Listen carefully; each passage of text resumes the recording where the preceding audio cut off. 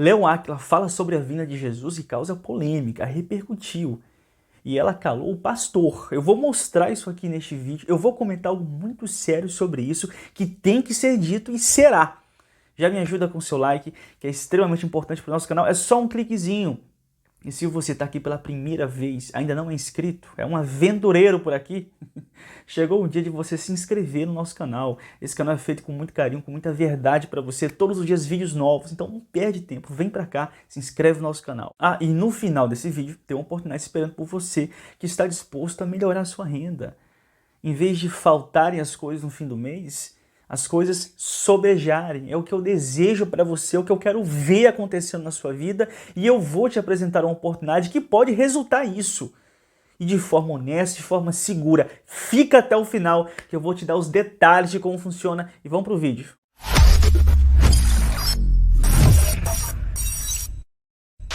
E todo mundo sabe que Leon Aquila é uma militante política da comunidade LGBT, que se identifica como sendo uma mulher trans, que para quem não sabe, se trata de uma pessoa que tem um corpo biologicamente masculino, mas que se identifica com o gênero feminino. E vocês sabem que a comunidade LGBT tem crescido muito, até mesmo no contexto religioso, as chamadas igrejas inclusivas. A morte não pode deter a vida de chegar até você. Que circunstância nessa noite te impede de louvar ao Senhor? Porque a palavra de Deus no Salmo 150 diz, e vai dizer a mim e a você, todo ser que respira, louve ao Senhor. Então, porque as circunstâncias externas têm que me impedir de louvar? E essas igrejas inclusivas até têm compatibilidade com muitos dogmas que boa parte dos cristãos acreditam, mas quando chega na área da homoafetividade há uma outra interpretação e que vai divergir do que boa parte dos cristãos acreditam, biblicamente falando, que é uma prática reprovada pela Bíblia Sagrada. E justamente dentro desse contexto, Leon Aquila fala sobre a vinda de Jesus, um vídeo que gerou certa repercussão, porque são assuntos que geram polêmica. Vamos ouvir e na sequência eu quero reagir a isso e também mostrar aqui um outro vídeo importante. Dá uma olhada. Não me ataca pelo que eu vou falar não, também não sai desse vídeo, só me ajuda a pensar, não foge desse pensamento. Dizem que Jesus vai voltar e que vai ter o juízo final e que mais da metade da população vai queimar no fogo eterno do inferno. E eu fico me perguntando por que Deus faria isso, qual é o sentido que faz.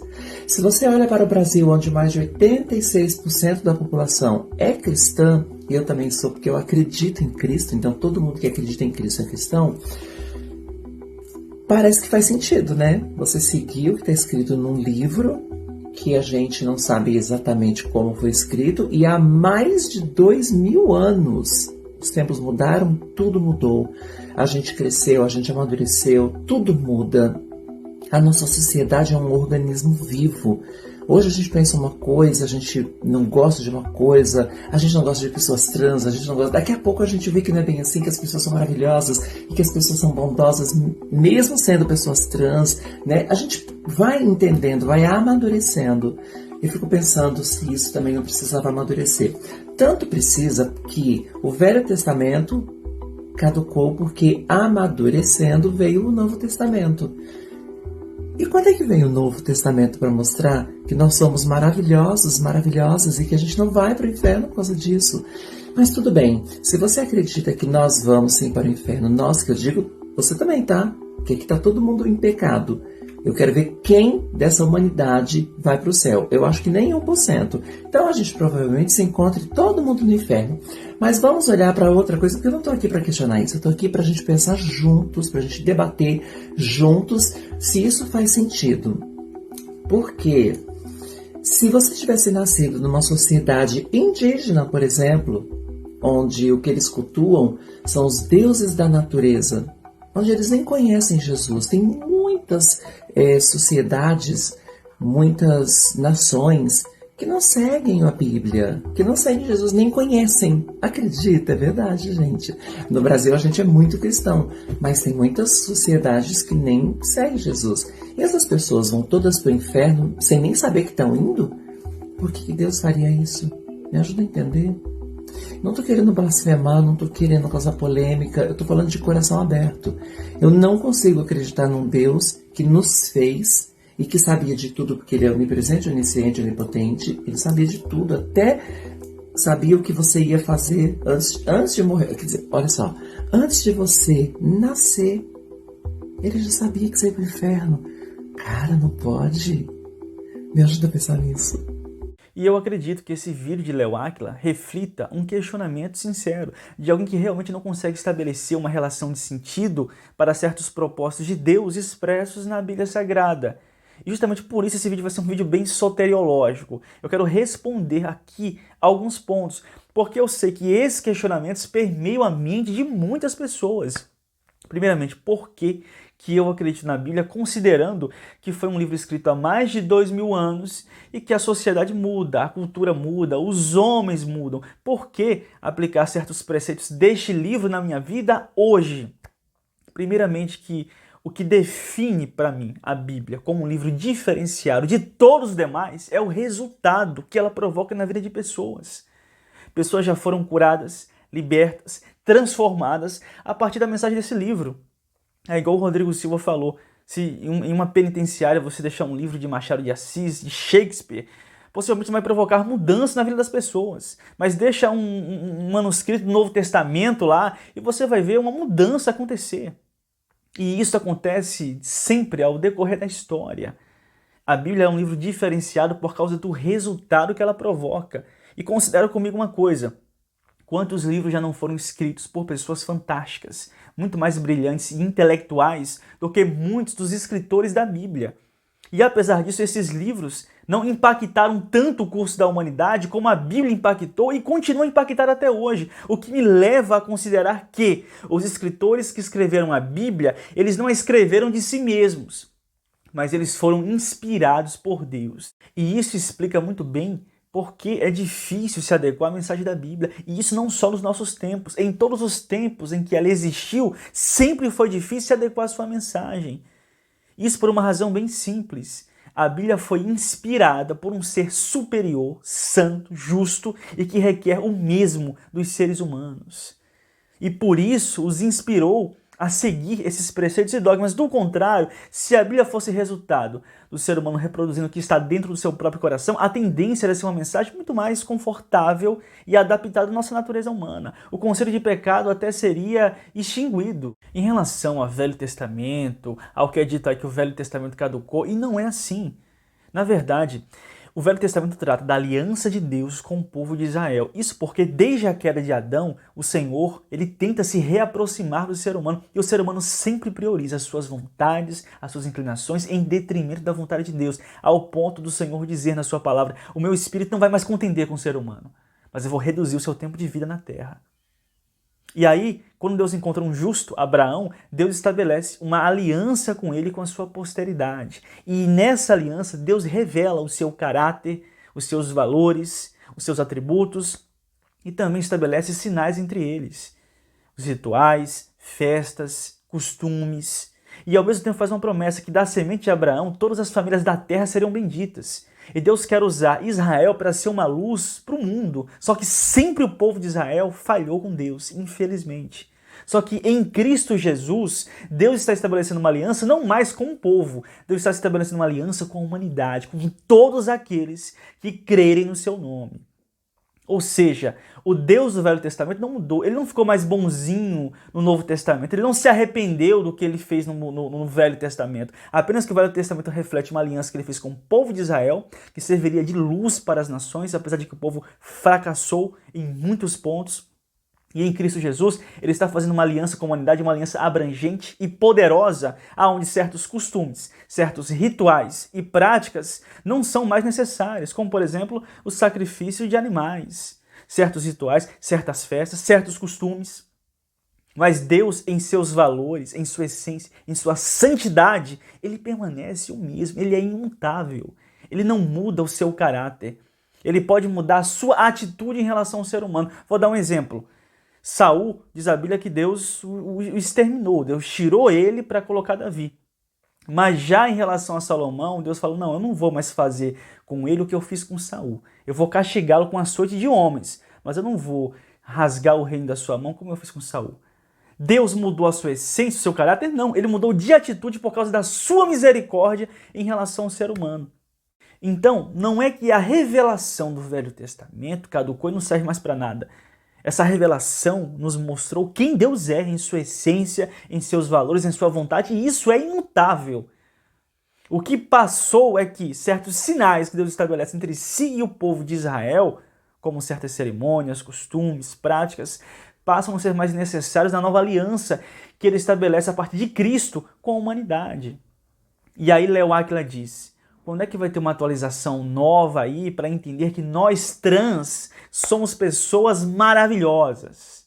E vamos lá, eu concordo que existem muitos trans e homoafetivos que são pessoas maravilhosas e com um caráter superior ao de certos pastores de hoje em dia, isso é fato. O que Léo Áquila ignora é o que Deus diz no Velho Testamento. Não são os vossos pensamentos os meus pensamentos. Realmente o ser humano ele nasce com potencial de maldade e bondade aglutinados em sua natureza humana. E ao longo da sua vida pode ser mais guiado por valores de bondade, de altruísmo, ou por valores de maldade, de egoísmo, de indiferença ao seu próximo. O que eu vejo que é uma dificuldade na mente de Léo Áquila e de muitos outros é entender que ser guiado por valores altruístas, fazer o bem, não qualifica o ser humano para fazer expiação no seu próprio pecado diante de Deus. Porque todos nós fomos amaldiçoados em Adão. Do mesmo jeito que se Adão guardasse o mandamento do Senhor, toda a sua posteridade seria abençoada. A sua desobediência amaldiçoa a sua posteridade.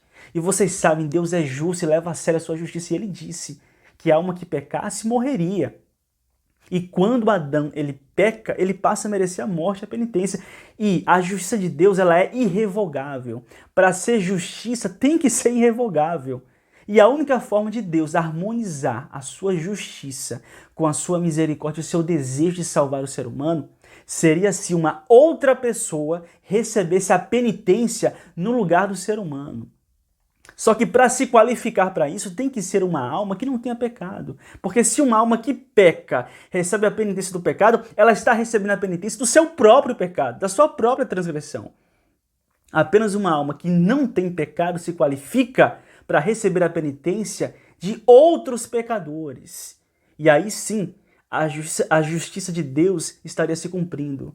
E foi isso que Cristo fez. Em Cristo se cumpre a justiça de Deus. Ele salda uma dívida que era nossa. E essa mensagem aqui, ela é uma tapa no ego humano, na autossuficiência. As pessoas que se acham muito virtuosas e maravilhosas e justas diante de Deus, ninguém é justo. Está todo mundo amaldiçoado a partir de Adão. A posteridade de Adão é amaldiçoada, mas Cristo, ele quebra essa maldição, ele desfaz essa maldição. E é por isso que a Bíblia diz, em Isaías, capítulo 43, versículo 10, todavia ao Senhor agradou moê-lo, fazendo enfermar. Quando a sua alma se puser por expiação do pecado, verá a sua posteridade, prolongará os dias e o bom prazer do Senhor prosperará na sua mão.